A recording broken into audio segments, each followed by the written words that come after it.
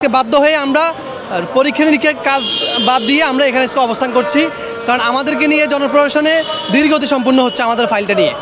তাই আমরা সবাই মিলে এখানে আজকে মাঠে নেমেছি। আমরা আজকে তরুণ মেডিকেল টেকনোলজি ফার্মাসিস্ট পরিষদ ব্যানারে আমরা মাঠে নেমেছি। আমাদের যদি এ দাবি বাস্তবায়ন না হয় আমরা আগামী 7 থেকে 10 দিনের মধ্যে কর্মবিরতি যেতে বাধ্য হব। আমাদেরকে স্বাস্থ্য উপদেষ্টা উনি মহোদয় আমাদেরকে আশ্বাস দিয়েছেন যে আপনারা আন্দোলন থেকে সরে যান, আমরা আপনাদের দাবিগুলো পূরণ করব। কিন্তু প্রায় এক থেকে 1.5 বছর হয়ে গেল, কিন্তু আমাদের এখনও দাবিগুলো পূরণ করা হয়নি।